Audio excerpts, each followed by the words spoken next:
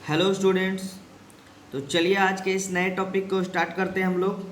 तो जैसा कि हम लोगों ने पिछले टॉपिक में हम लोगों ने वेन आरेख यानी कि वेन डायग्राम के टॉपिक को पढ़ा था। तो जिन बच्चों ने उस वीडियो को नहीं देखा था वो जाकर अभी वीडियो के प्लेलिस्ट में जाकर देख लीजिए, काफ़ी इंटरेस्टिंग वीडियो वो था। ठीक है, तो आज के इस टॉपिक को पढ़ेंगे हम लोग जिसका कि नाम है कथन एवं निष्कर्ष यानी कि सैलोलिज्म। ठीक है, तो इसका कॉन्सेप्ट आज हम लोग पूरा पढ़ेंगे, उसके बाद हम लोग कुछ एग्जाम्पल को भी देखेंगे। तो आज के बाद आपका कथन निष्कर्ष में एक भी क्वेश्चन नहीं छूटने वाला है। बस आप लोग कॉन्सेप्ट क्लियर रखिएगा और सारा नोट्स आप लोग बनाते चलिएगा। ठीक है, तो चलिए आज के इस टॉपिक को स्टार्ट करते हैं। मुझे उम्मीद है कि आपका ये सेशन बहुत ही अच्छा जाएगा। ठीक है, तो चलिए सबसे पहले आज हम लोग इस टॉपिक में जानेंगे कि ये कथन निष्कर्ष होता क्या है। ठीक है, यानी सैलोलिज्म कहते किसे हैं।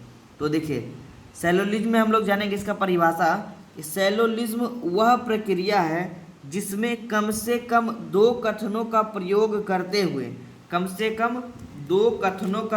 प्रयोग करते हुए निष्कर्ष प्राप्त किए जाते हैं। जैसे कि कहने का अर्थ ये हुआ, देखिए हम साइड में समझाते भी चलेंगे इसको। दो कथनों का प्रयोग, जैसे कि हमने पीछे पढ़ा था,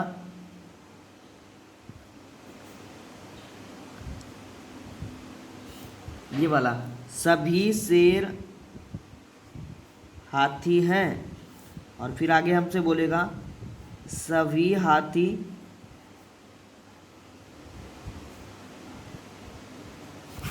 चीते हैं। ठीक है, ये हमारा कथन नंबर फर्स्ट हो गया, ये हमारा कथन नंबर सेकेंड हो गया। ठीक है, यही हो गया दो कथन। तो हमसे देखिए परिभाषा कह रहा है कि सैलोलिज्म वह प्रक्रिया है जिसमें कम से कम दो कथनों का प्रयोग करते हुए, कम से कम उसमें क्या होना चाहिए, दो कथन होना चाहिए, निष्कर्ष प्राप्त किए जाते हैं तथा प्रत्येक कथन में दो वस्तुएं होती है। देखिए प्रत्येक कथन में दो वस्तुएं, एक शेर एक हाथी, हमेशा दो वस्तु वहाँ पे होनी चाहिए। ठीक है, कम से कम देखिए प्रत्येक कथन में दो वस्तुएं होती है जिन्हें पद या टर्म कहा जाता है तथा कथनों का सबसे पहले क्या करते हैं, वेन डायग्राम खींचते हैं। मतलब जो हम लोगों ने इस तरह से वेन डायग्राम खींचने के लिए सीखा था पीछे वाले वीडियो में। ठीक है, तो ये हो गया सैलोलिज्म का परिभाषा कि सैलोलिज्म वह प्रक्रिया है जिसमें कम से कम दो कथनों का प्रयोग करते हुए निष्कर्ष प्राप्त किए जाते हैं तथा प्रत्येक कथन में दो वस्तुएं होती है जिन्हें पद या टर्म कहा जाता है तथा कथनों का सबसे पहले क्या करते हैं, वेन डायग्राम बनाते हैं। ठीक है, चलिए अब इसके दूसरे टॉपिक पे बात करते हैं। तो कुछ बेहद ही शानदार 8 से 9 टॉपिक हम लोग इसमें क्लियर करेंगे, उसके बाद आपका सारा कॉन्सेप्ट क्लियर हो जाएगा और हम लोग क्वेश्चन पे आएंगे, बनाना स्टार्ट कर देंगे। ठीक है, तो आप लोग अंत तक बने रहिएगा और सारे अच्छे से सारे बच्चे नोट बनाते चलिएगा। चलिए दूसरा टॉपिक इसमें देखिए क्या कह रहा है। दूसरा टॉपिक इसमें कहता है, चलिए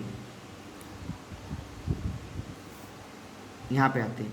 अब देखिए दूसरा टॉपिक इसमें कह रहा है हमारा कि वाक्य चार प्रकार के होते हैं। ठीक है, जो हमारा जो कथन होगा वो चार प्रकार का रहता है। ये तो हम लोगों ने पीछे भी पढ़ा था, एक बार फिर से यहाँ पे रिवीजन कर रहे हैं कि हमारा जो कथन होगा वो चार प्रकार का होगा। एक होगा सभी पेन पेंसिल है। ठीक है, एक सभी वाला होगा, जैसा कि हम लोगों ने इस तरह से डायग्राम बनाया था सभी। तो सभी पेन, देखिए समझिएगा इसमें हमारा कॉन्सेप्ट क्या कर रहा है। देखिए सभी वाला, एक बार फिर से हम लोग पढ़ेंगे इसमें, सभी पेन पेंसिल है, ये हमारा कथन है। तो देखिए सभी पेन, मान लीजिए हम एक डायग्राम बनाए इस तरह से, इसको हम लोगों ने क्या माना, पेन माना।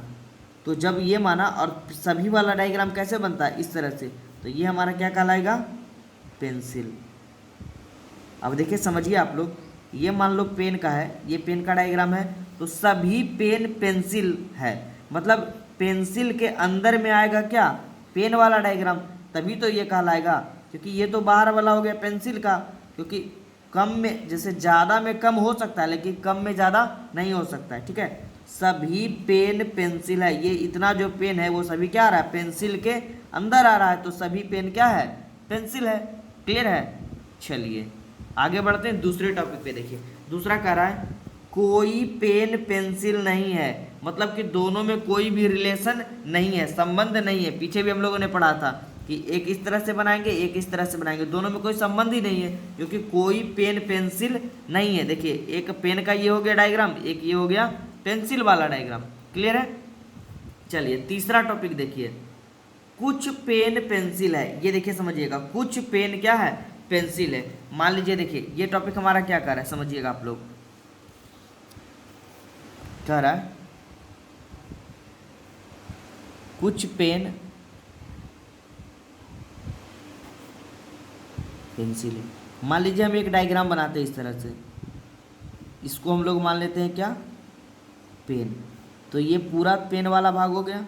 अब इसमें क्या रहा है, इस पेन का कुछ भाग जो है वो पेंसिल में आता है, यानी कुछ भाग मतलब ऐसे अगर हम लेते हैं तो ये वाला जो कुछ वाला भाग है, और ये मान लो आप पेंसिल वाला है, ठीक है, ये क्या है। तो देखिए पेन का कुछ भाग पेंसिल के अंदर आ रहा है ना, और पेंसिल का भी कुछ भाग पेन के अंदर आ रहा है, ठीक है ना। मतलब ये क्या है, ये कुछ वाला भाग है, कुछ भाग है, कुछ वाला भाग, क्लियर है। और इसमें हमारा क्या आएगा, पेन प्लस पेंसिल दोनों आ जाएगा। तो कुछ वाला डायग्राम इस तरह से बनाएंगे। फिर से देखिए हम लोगों ने पीछे भी पढ़ा था उस टाइप का, जब सभी वाला रहे तो ये वाला डायग्राम, कुछ दोनों में रिलेशन नहीं रहे, संबंध नहीं रहे तो ये वाला डायग्राम, कुछ वाला रहे तो ये वाला डायग्राम, ये वाला, क्लियर है। अब एक और बचेगा चौथा टर्म, वाक्य का चौथा प्रकार, ये देखिए,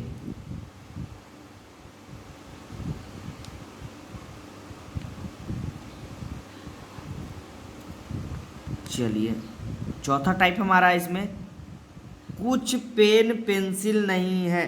देखिए कुछ पेन पेंसिल नहीं, इसको भी हम लोग समझ लेते हैं। देखिए अलग फिगर से समझिएगा आप लोग अच्छे से। देखिए क्या कह रहा है, कुछ पेन पेंसिल नहीं है। अब देखिए हम लोग एक कुछ पेन, यानी कि हम लोग पेन वाला बनाते हैं, एक इस तरह से डायग्राम बनाए, ये क्या है, पेन है। तो ये पूरा भाग क्या है, पेन वाला है। अब मान लीजिए देखिए जैसे कि हम लोगों ने ये बनाया पेन वाला, तो कुछ वाले में क्या आता, इतना आता था, ये हमारा क्या कहलाता था, कुछ वाला। तो कुछ पेन पेंसिल, ये कुछ पेन पेंसिल होता था, लेकिन ये कुछ नहीं भी तो होता था, क्योंकि ये देखिए कुछ में आता था। मान लो एक डायग्राम हम इस तरह से बनाते थे, इसमें हमारा कुछ, ये हमारा देखिए मान लीजिए पेन है, और ये क्या है, पेंसिल है। बस आप लोग कॉन्सेप्ट अच्छे से समझ जाएंगे। ये वाला जिन बच्चों को समझ में आ गया उनका सारा कॉन्सेप्ट एकदम क्लियर हो जाएगा। देखिए ये पेन का बनाया डायग्राम, ये पेंसिल का। तो कुछ पेन यानी पेन का कुछ भाग ये वाला पेंसिल के अंदर आ रहा है, लेकिन पेन का ये जो कुछ भाग है ये वाला, ये पेंसिल नहीं भी तो है, क्योंकि ये अगर पेंसिल है ये पेंसिल नहीं है। तो इसमें जो डायग्राम हमारा बनेगा ये क्या बनेगा, इस तरह से बनेगा, इस तरह से बनेगा, और इस तरह से हमें इसको डिनोट कर देना, ये वाला, है ना, क्लियर है। जैसा कि देखिए हमें इस फिगर में दिखाया गया है, देखिए नोट्स में, है ना, ये वाला, क्लियर है। चलिए आगे बढ़ते हैं। अब हम लोग इसके तीसरे टॉपिक पे बात करते हैं।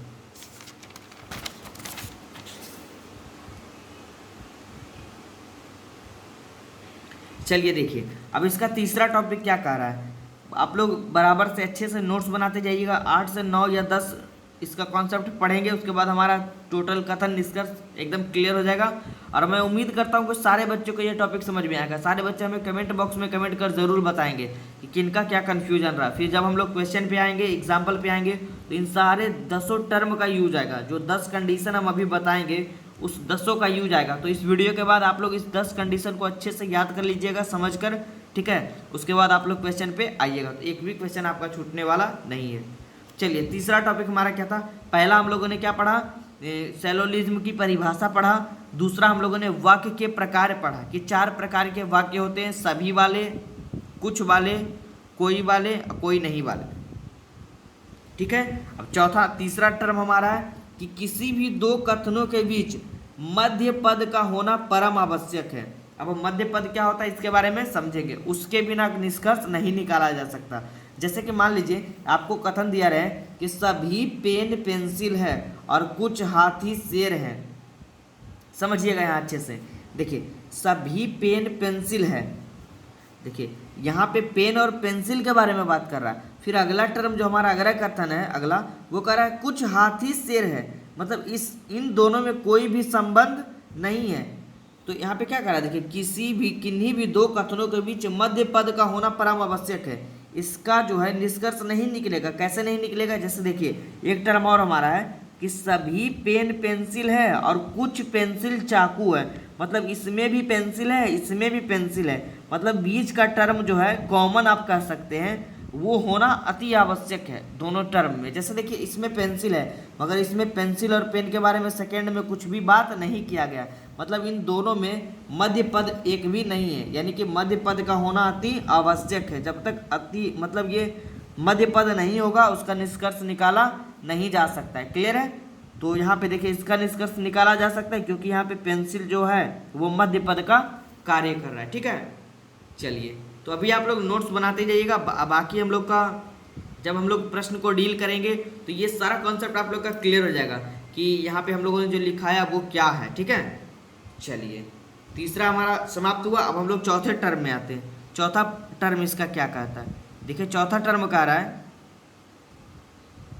देखिए चौथा टर्म कह रहा है कि कथन में जो कहा गया है हमें उसे सत्य मानना है, अपने से कुछ भी कल्पना नहीं करनी है। ठीक है, जैसे देखिए ये बात समझने वाली है।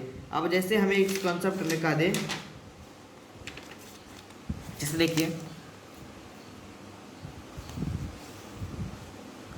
जैसे कह दे सभी शेर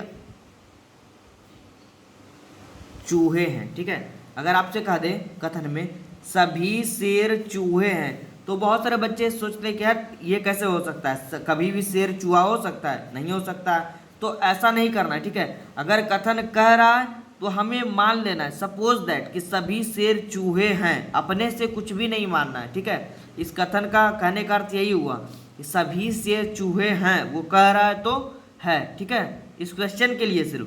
ठीक है, तो चौथा टर्म हमारा समझने का ही है कि जो भी कथन कहे उसको हमें मान लेना है, सत्य मान रहा है, अपने से कुछ भी कल्पना नहीं करनी है। ठीक है, अब देखिए पांचवा टर्म इसका कह रहा है कि अधिक में से कुछ हो सकता है लेकिन कुछ में से अधिक नहीं हो सकता है। जैसे ये समझिएगा, काफी अच्छा टॉपिक है ये। अधिक में से कुछ हो सकता है, जैसे देखिए मान लीजिए कि ये अधिक वाला टॉपिक है, तो इससे हम लोग मान लीजिए इतना स्पेस हम निकाल लेते हैं तो अधिक से तो कुछ निकाल सकते हैं ना। मान लीजिए ये निकाल लिया हम लोगों ने, ये छोटा वाला यहाँ पे, ये क्या हो गया, कुछ हो गया ना। अधिक से कुछ हम निकाल सकते हैं, लेकिन अगर इस कुछ को बोलेगा अधिक में बदलने, इस कुछ को अधिक में बदलने बोलेगा तो इसको हम कभी बड़ा कर सकते हैं अपने आप, नहीं ना। यानी कि अधिक में कुछ हो सकता है लेकिन कुछ से अधिक नहीं हो सकता है। बस आप लोग दिमाग में रखिएगा ये कॉन्सेप्ट। आगे जब हम लोग प्रश्न को डील करेंगे तो ये सारा कॉन्सेप्ट हमारा क्लियर हो जाएगा कि अधिक में कुछ हो सकता है लेकिन कुछ से अधिक नहीं हो सकता है। क्लियर है। चलिए अब देखिए आगे हम लोग का छठा टॉपिक क्या कह रहा है वो हम लोग समझेंगे। ठीक है, छठा कह रहा है कि असमंजस की स्थिति में सदैव निष्कर्ष गलत होते हैं। ठीक है, असमंजस की स्थिति क्या होता है, जैसे कि अगर कह रहा है, जैसे बोले असमंजस उसमें लगे, जैसे कह रहा है कि सभी शेर हाथी हैं,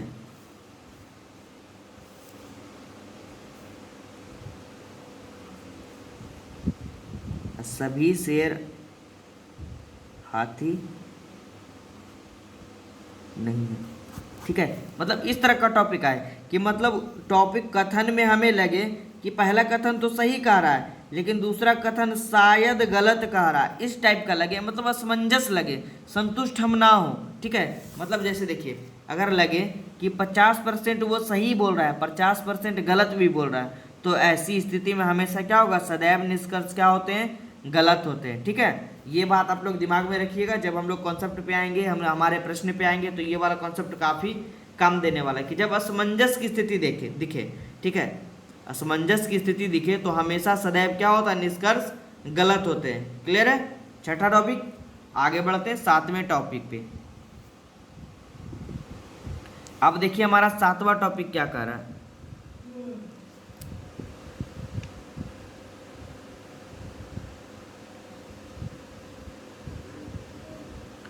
चलिए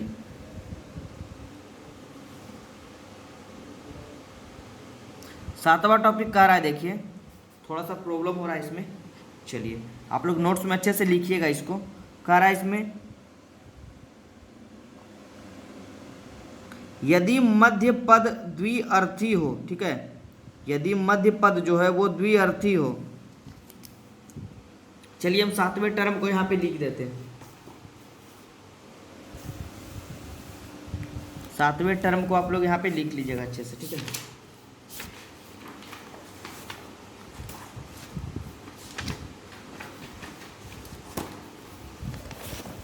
सातवां टॉपिक आप लोग यहाँ पे लिख लीजिएगा, वहाँ पे लिख नहीं रहा था कि यदि मध्य पद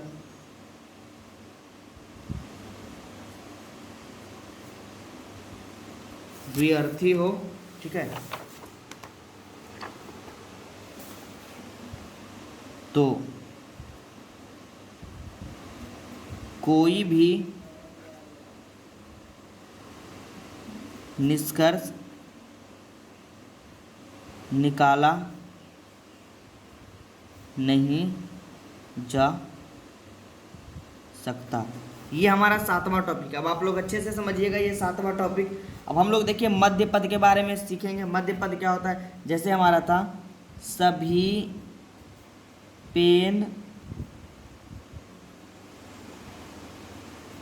पेंसिल है, ठीक है, और सभी पेंसिल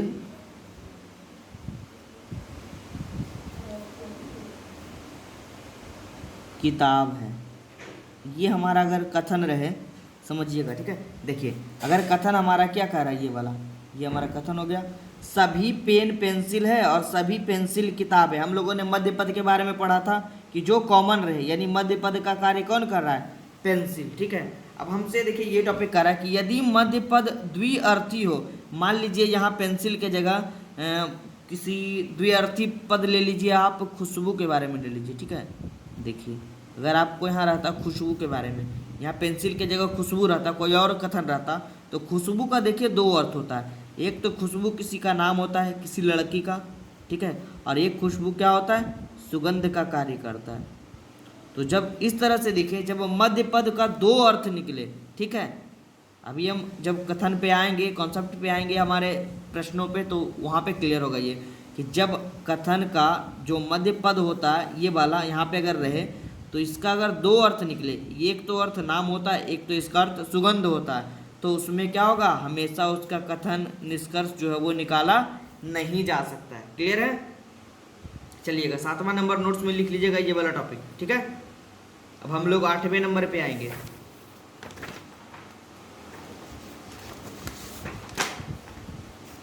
सारे बच्चे अंत तक बने रहेंगे वीडियो में, ठीक है। काफ़ी ये इंटरेस्टिंग टॉपिक होने वाला है और अंत तक जरूर देखिएगा वीडियो को। अगर आपका एक भी प्रश्न छूट जाएगा तब बोलिएगा, ठीक है।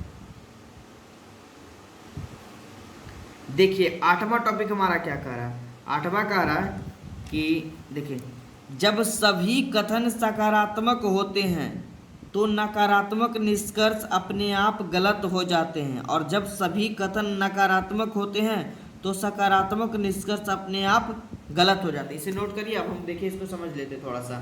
जैसे कह रहा है जब सभी सकारात्मक कथन होते हैं, जैसे सभी कथन सकारात्मक हों, जैसे कह रहा है सभी हाथी शेर है और सभी शेर चीते हैं। मतलब इसमें सकारात्मक कह रहा है, निगेटिव कुछ नहीं कह रहा है। निगेटिव कब होता है, जब कहता कि सभी हाथी शेर हैं और सभी शेर चीते नहीं हैं। अगर नहीं वाला आता, ठीक है, ये हो जाता नकारात्मक, और ये क्या है, सकारात्मक। मतलब ये कह रहा है कि सभी हाथी शेर हैं और सभी शेर क्या हैं, चीते हैं। अगर कहता कि सभी हाथी शेर हैं लेकिन सभी शेर चीते नहीं हैं, तो वो होता नकारात्मक। तो जब पद सकारात्मक रहे तो नकारात्मक निष्कर्ष जो अपने आप क्या होता है, गलत हो जाता है। जैसे कि देखिए, जैसे कि इसमें हम इस प्रकार से समझेंगे कि जो हमारा निष्कर्ष में जो ऑप्शन रहेगा कि क्या जो निष्कर्ष आएगा इसका,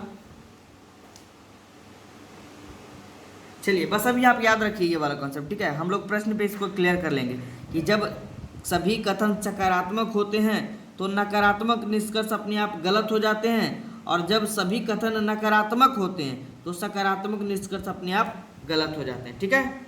थोड़ा सा ये यूनिक कॉन्सेप्ट है, इसको हम लोग प्रश्न पे क्लियर करेंगे, ठीक है, जब हम लोग प्रश्न बनाएंगे। और इसमें 2 टॉपिक और होता है, 9वां और 10वां। 9वां हमारा होता है या तो का कंडीशन, ठीक है। या तो का कंडीशन को अच्छे से समझिएगा।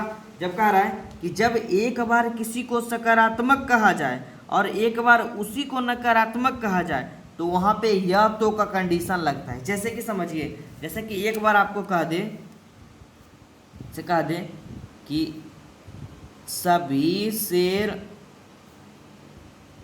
हाथी है, और एक बार अगला कथन, ये देखिए कथन है हमारा, समझिएगा आप लोग अच्छे से, सभी शेर हाथी है, और इसी कंडीशन में अगला हमारा कॉन्सेप्ट कह दे कि सभी शेर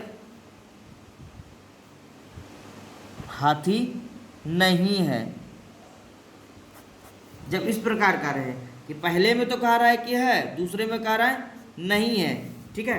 देखिए क्या कहा, जब एक बार किसी को सकारात्मक, एक बार सकारात्मक कह रहा है कि है, एक बार कह रहा है कि उसी को नकारात्मक यानी कि एक बार नहीं है, तो वैसी स्थिति में कौन सा कंडीशन लगता है, या तो का कंडीशन। अब ये या तो क्या होता है वो हम लोग ऑप्शन पे बनाएंगे, जब हमारा ऑप्शन आएगा कि एक ऑप्शन 1 होगा सही या तो ऑप्शन 2 होगा सही, तो वो वाला कंडीशन काम देगा, ठीक है। जब हम लोग टॉपिक पर आएंगे, प्रश्न पे आएंगे, तो ये कॉन्सेप्ट हम लोग क्लियर करेंगे, ठीक है।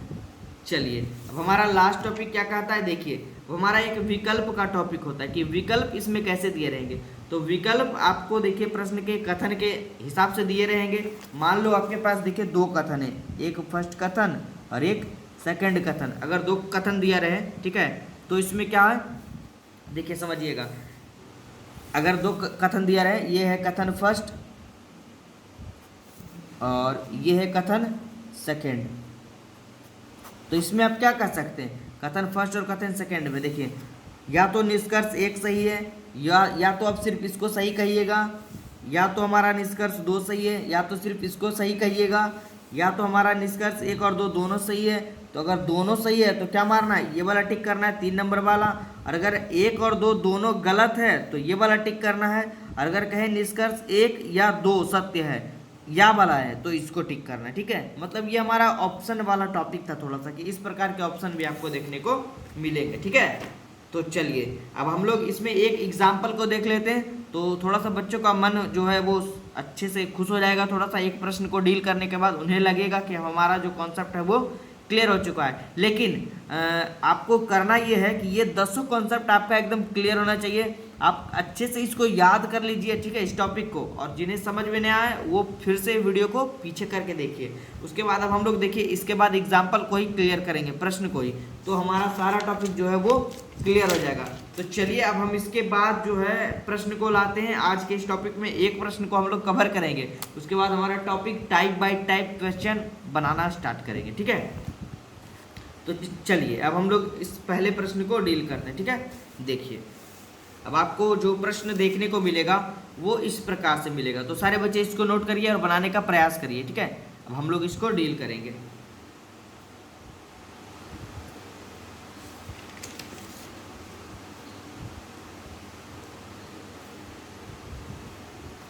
देखिए हमारे पास जो है वो कथन क्या कह रहा है, कथन हमारा कह रहा है सभी मिठाई भोजन है और सभी भोजन केक है, और निष्कर्ष इसका 2 निकल गया है, सभी मिठाई केक है, सभी केक भोजन है, और 4 ऑप्शन हमारे सामने ये दिया रहेगा। इस तरह का क्वेश्चन रहता है, ठीक है। अब देखिए हम लोग इसको कैसे बनाएंगे। सबसे पहले देखिए हमारा जो टॉपिक है उसका पहले क्या करना है, सबसे पहले हम लोगों ने सैलोलिज्म में क्या पढ़ा, सबसे पहले हम लोग कथनों का क्या करते हैं, वेन डायग्राम खींचते हैं, ठीक है। वेन डायग्राम, वेन आरेख हम लोगों ने खींचना सीख लिया था। तो देखिए हम लोगों ने सभी वाले टॉपिक में क्या सीखा था, सभी वाले टॉपिक में हम लोगों ने इस प्रकार के से सीखा था। जब सभी वाला टॉपिक रहे तो किस प्रकार का डायग्राम बनता है, इस तरह का। ये था हमारा क्या, सभी वाला, याद करिए पीछे हम लोगों ने पढ़ा था, ये था।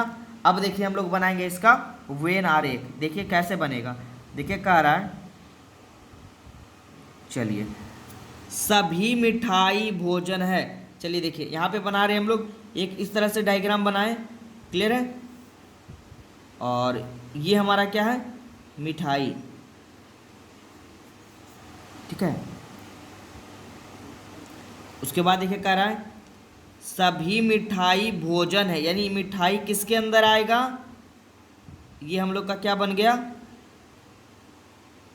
भोजन वाला बन गया, क्लियर है। अब समझिए इस टॉपिक को, सभी मिठाई भोजन है, सभी वाला इसके पहले हम लोगों ने वेन डायग्राम सीखा था। ये मिठाई जो है, सभी मिठाई जो इतना पूरा मिठाई है ये वाला सभी मिठाई, वो किसके अंदर आएगा, भोजन के अंदर आएगा। तो ये कह रहा है कि सभी मिठाई भोजन है, ये इतना जो है वो पूरे के अंदर आएगा। अब अगला निष्कर्ष क्या कर रहा है, कथन देखिए, सभी भोजन केक है। अब इसके बारे में बोल रहा है, ये जो भोजन है ये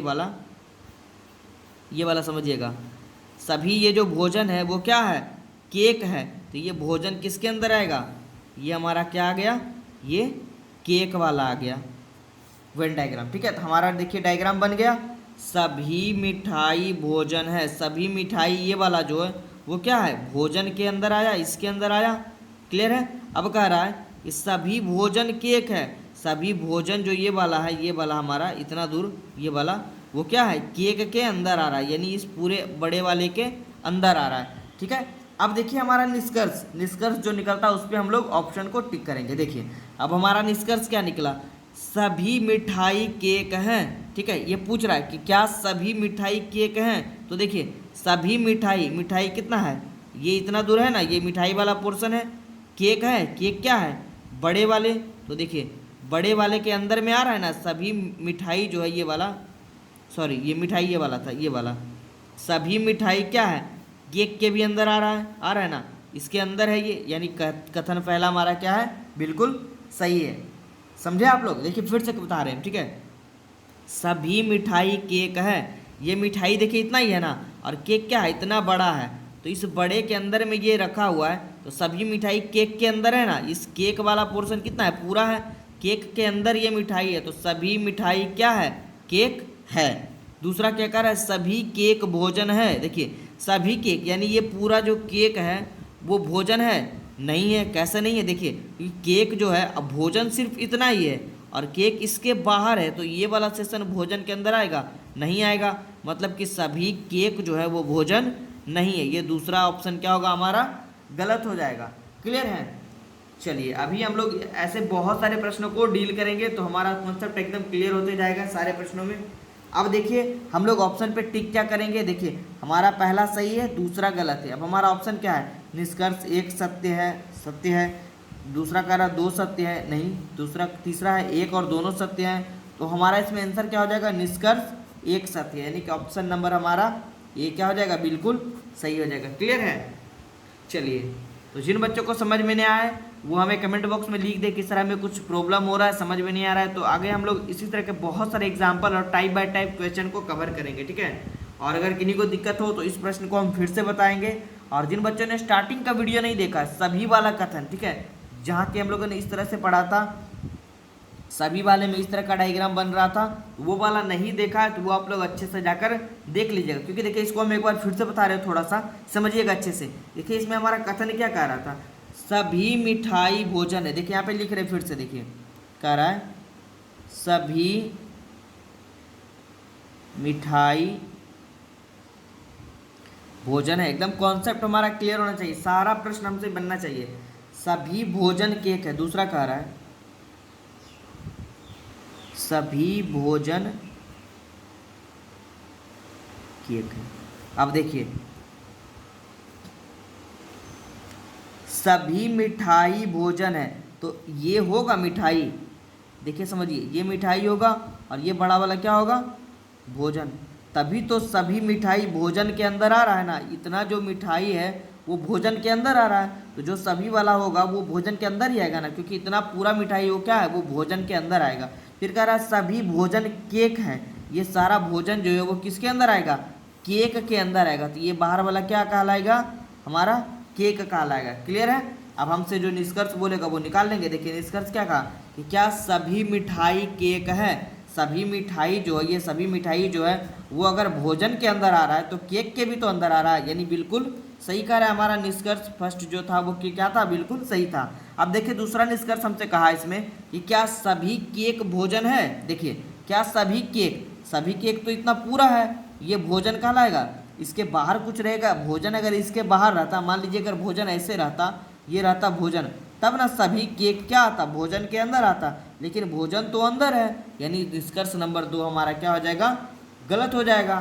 तो हमारा ऑप्शन नंबर क्या हो जाएगा, ये बिल्कुल सही हो जाएगा। ठीक है, तो हड़बड़ाने का जरूरत नहीं है, अभी हम लोग इसके एग्जाम्पल और टाइप बाय टाइप क्वेश्चन को कवर करेंगे।